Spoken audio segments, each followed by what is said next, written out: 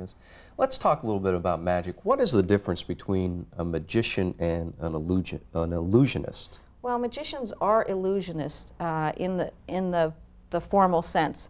What traditionally people do distinguish magic and illusions, where the putting the person in the giant box and cutting them in half, where it takes more than one person to operate the apparatus, that is commonly known as an illusion. Where all of magic truly is an illusion. If you see somebody put a coin in their hand and then they open their hand and it's gone, that's an illusion in the literal term. But traditionally, when they talk about an illusionist, they mean the bigger magic. Are there differences between escape artists and magicians? Yeah, escape artists do some pretty hairy things sometimes.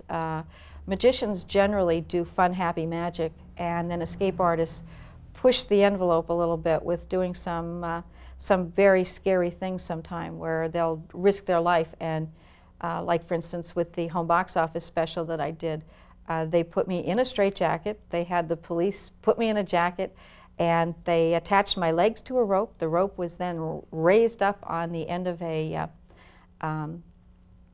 sky ride, you know, the parachute ride in Anaheim, California at Knott's Berry Farm.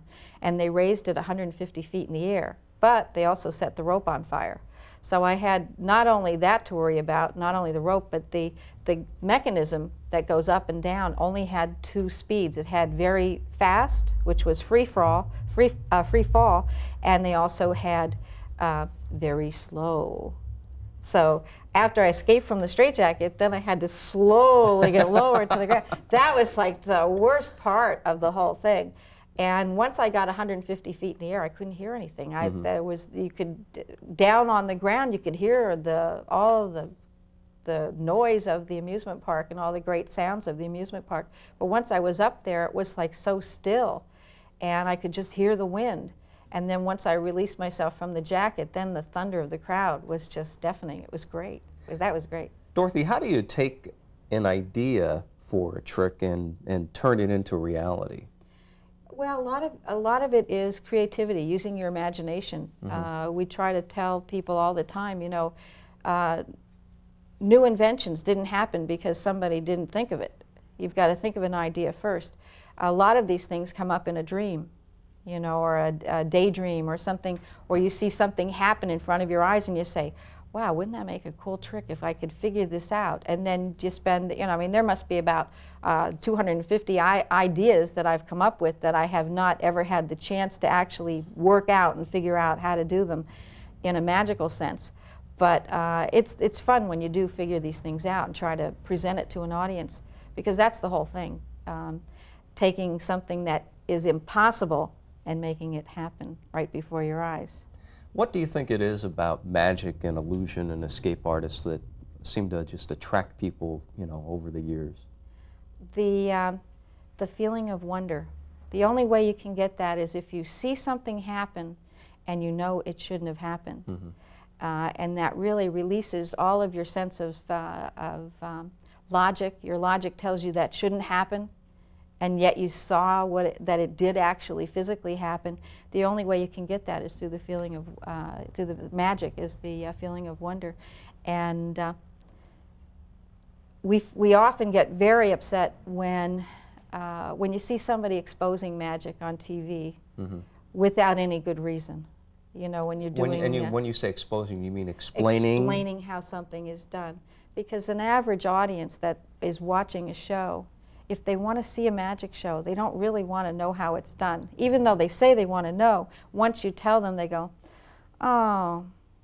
And then they're disappointed, because they really appreciated that feeling of wonder. And that was what made them say, I wonder how they did that. Do you ever find yourself watching other magicians and saying that to yourself? I wonder how they did that? Not too much anymore, no. So here and there, they'll catch me off guard, which is great. When that happens, that is just great. And I make sure that I let them know, you know, that you got me on that one, but I did finally get it. That is just super. Because magic, once you become a magician and you learn all the principles of magic, then you have to combine principles and methods and work out what you're doing. And it is fun to be fooled. I really think that is the best of all. But when I was a kid, I could never, ever let myself be fooled. I was just always sitting there going, I gotta figure that out. I gotta find out how that's done. So I would just, like a crazy person, go to the library and try and find out how it's done. And until I really learned all the different methods of magic, I was just a bothersome person to other magicians. You know, tell me how to do this one.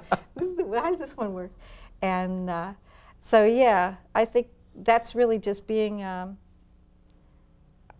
really love the art. I really love the concepts, and being able to give that gift to the audience, that feeling of wonder. There's just nothing like it. Do you have the same practice demands that other artists do, that say musicians do? Absolutely. If you don't practice, you look like a fool up there. Okay. You know, if something goes wrong, there's only one person that looks like a fool, and that is you. And that includes if you have a routine that you do with several assistants, and for some reason one of the assistants screwed up. It's not the assistant that looks bad, it's the magician. And you have to compensate for that. Exactly. Exactly. So it's an interesting thing. And we try to explain to kids all the time. We do a lot of field trips come here, and we also go to schools.